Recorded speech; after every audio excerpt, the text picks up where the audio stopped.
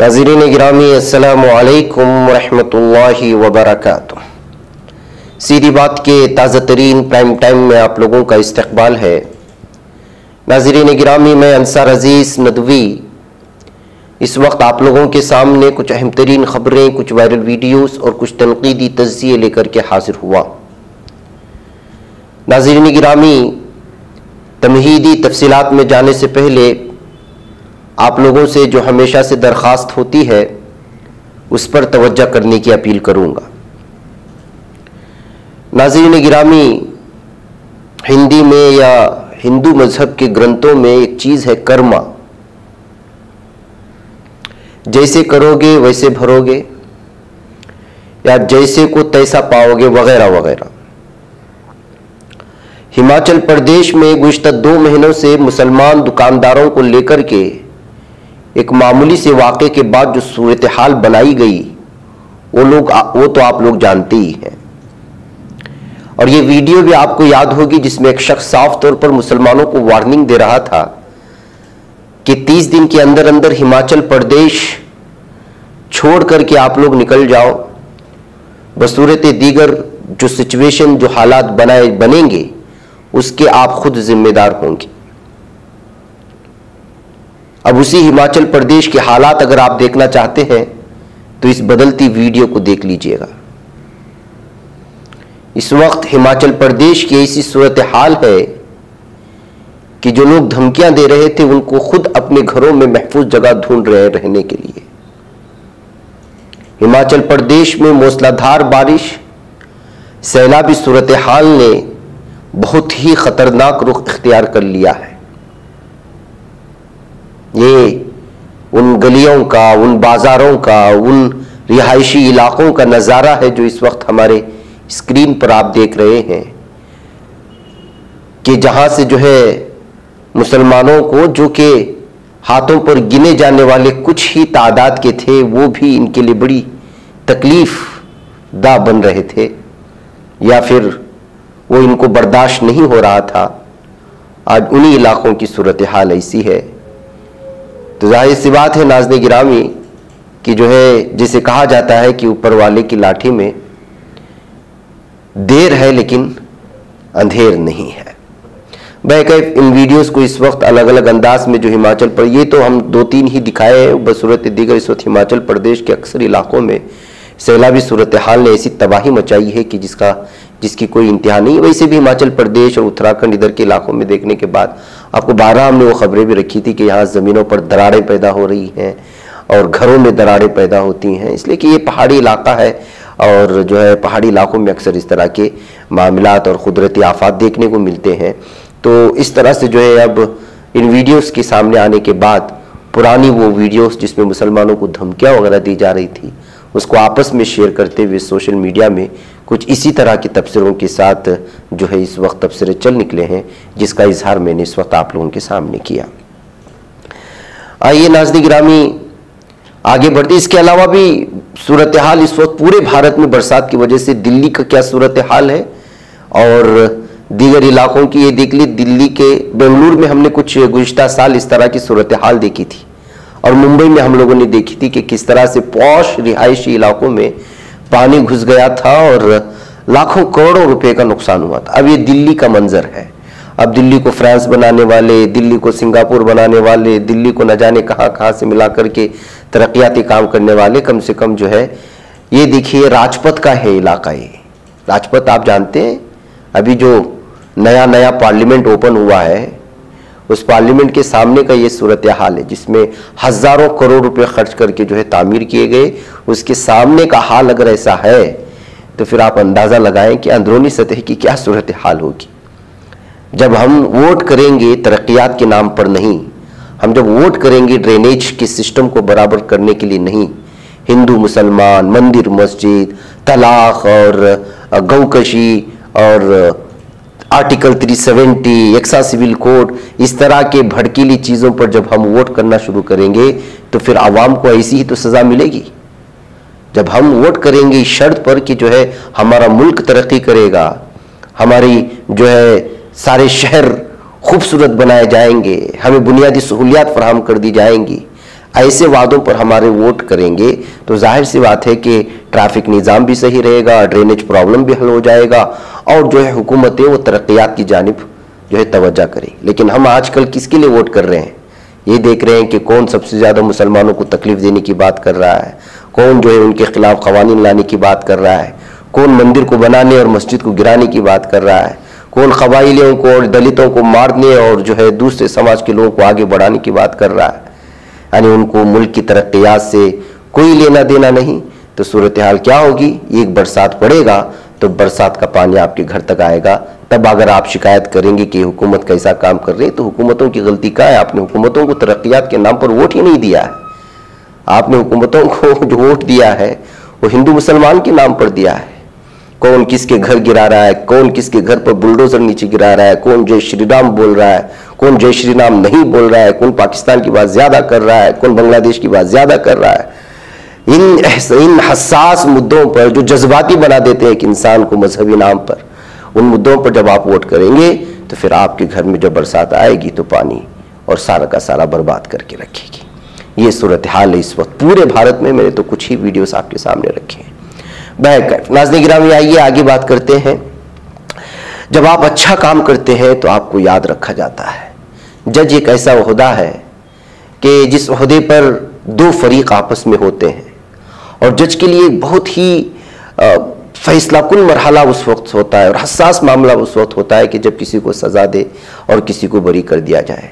ऐसी सूरत हाल में फरीक़ैन को नजर रखते हुए पूरी इंसाफ के तकाजे के साथ फैसले सुनाना और अपने स्टाफ को खुश रखना, और वो वकला जिन्होंने इनके सामने अपना दावा पेश किया, कभी फरीक कहते हैं, कभी फरीक की हिमायत में, कभी फरीक के मुखालिफत में, कभी पता है कि जो है कि जिस वकील का मुद्दा सामने था लेकिन उसके हक में फैसला नहीं आया तो वकील मुमकिन है नाराज हो सकता है। इन तमाम मरहलों को तय करते हुए एक जज को जो है वो एक खुश हो जाते हैं, उसके फरीक़ैन भी, उनके वकला भी, वो जिस जो है अदालत में काम कर रहे वहाँ का स्टाफ भी। तो फिर जाहिर सी बात है कि ये बहुत ही खुश आइंद बात होती है। ऐसी एक वीडियो इस वक्त हमारे सामने आ रही है जस्टिस शब्बीर अहमद साहब की। सोलापुर महाराष्ट्र आ रही है वीडियो जनाब शब्बीर अहमद अवती साहब से जो मशहूर है। उन्होंने अपनी ईमानदारी से लोगों का दिल जीत लिया और जो है बेहतरीन अंदाज में अपने फैसले सुनाए। तो आज जब रिटायरमेंट का वक्त आया और वो इस अदालत से जो है आखिरी बार जो है जा रहे थे इसका दीदार करते हुए, तो किस तरह से वहाँ के स्टाफ ने उनका जो है अलविदा कहा है, किस तरह से उनका इस्तकबाल भी किया और किस तरह उनको जो है अलविदा भी कहा, ये सारा मंजर इस वक्त जो एक वीडियो के ज़रिए से लोगों के सामने रखने की कोशिश हो रहे हैं। कोर्ट का स्टाफ और एडवोकेट ने उनका कुछ इस अंदाज में सम्मान किया और खैराबाद किया कि जो है वो खुश हो गए, उनकी आंखों से आंसू आ गए।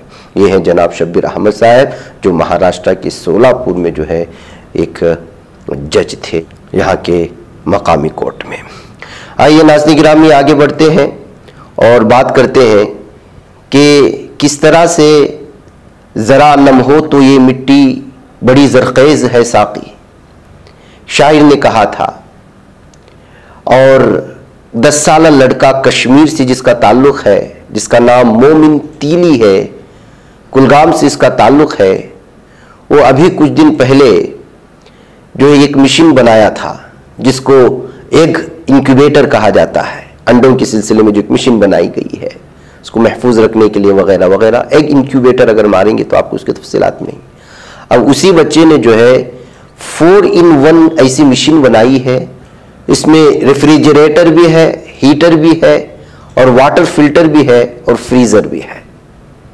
तो ये कहा जाता है ना नाज़रीन गिरामी के मसला यही है कि जहाँ जो है तरक्यात करने की और मुख्तलिफ़ किस्म के शोबाजात हैं, उन्हीं इलाक़ों में बहुत ही ज़्यादा पसमानदगी का शिकार करने की कोशिशें होती हैं या साजिशें रची जाती हैं। ऐसे में एक कश्मीरी 10 साला तालिब इल्म मोमिन तीली तमाम के लिए मिसाल है कि अगर आप उनको मैदान दें, अगर आप उनको पूरी तरह से जो है तरक्की करने के लिए मुख्तलिफ़ मौक़े मैसर करें, सहूलियात फराहम करें, ज़राए पैदा करने की कोशिश करें, तो वो किसी भी मैदान में आगे बढ़ने के लिए तैयार हो सकते हैं।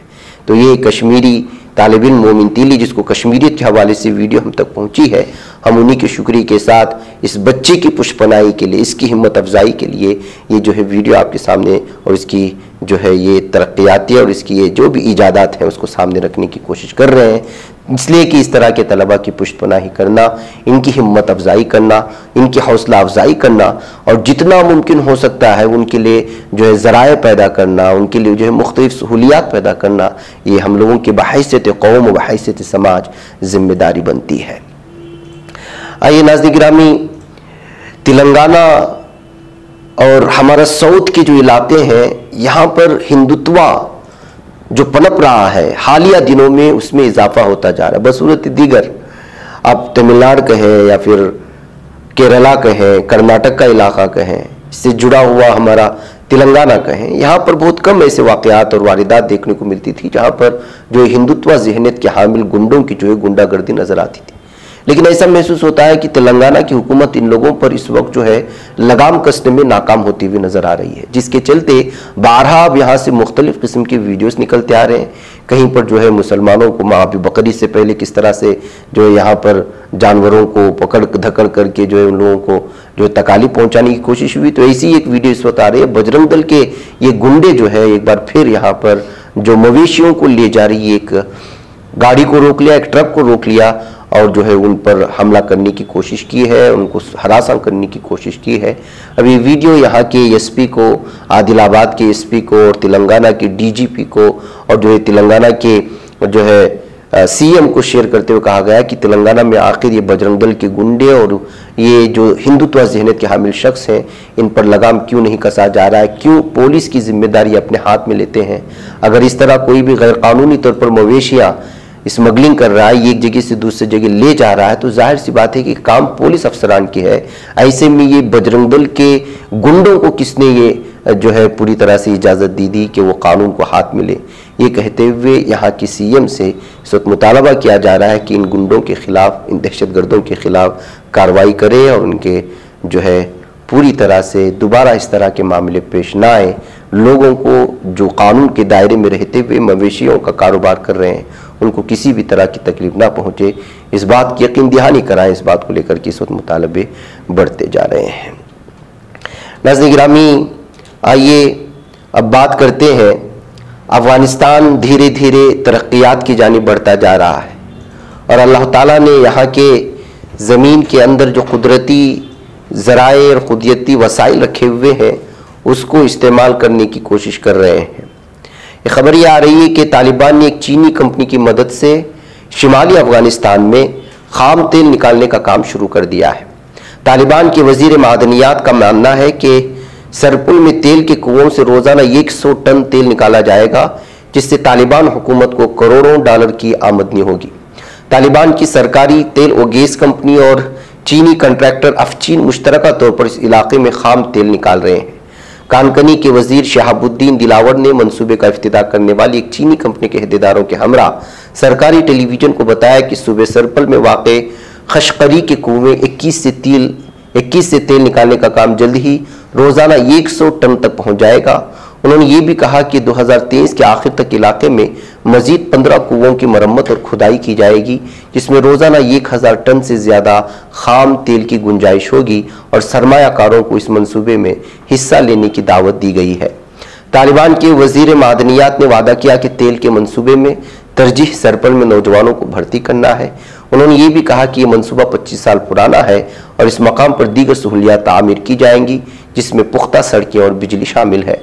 रवां साल के अवाइल में तालिबान हुकूमत ने सिंगकैंग में चीनी company central Asian oil and gas company CPEIC जिसको कहा जाता है, उसके साथ मुल्क के शिमाल में तेल निकालने के लिए 25 साला मुआहदे पर दस्तखत किए थे, जिसके तहत तालिबान इब्तिदाई तौर पर तकरीबन 20% शराकतदार होंगे और मुस्तकबिल में हिस्सा बढ़कर 75% बढ़ जाएगा। इसकी इत्तलाहत फराहम की गई हैं। बहरकैफ नाज़रीन गिरामी, जिस तरह गुर्बत का शिकार है तालिबान, ये सारी चीज़ें आप लोगों के सामने हैं। ऐसी सूरत हाल में कुदरती वसाइल को निकाल करके दीगर ममालिक में एक्सपोर्ट और इम्पोर्ट का रिश्ता जोड़ करके मुमकिन है कि इस मुल्क की तरक्की आगे बढ़ सकती है और ये खुशाइन बात है।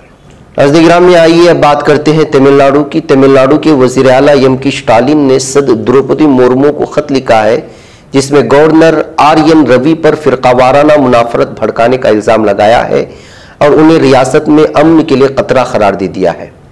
इंडियन एक्सप्रेस के मुताबिक वज़ीर आला ने अपने खत में लिखा, रियासती दारुल-हुकूमत में बैठकर रियासती हुकूमत का तख्ता उलटने की कोशिश से गवर्नर को सिर्फ मरकज का एजेंट समझा जा सकता है और गवर्नर का ऐसा अमल हमारी विफाकी फलसफे को तबाह कर देगा और हिंदुस्तानी जमहूरियत के बुनियादी उसूलों को तबाह कर देगा।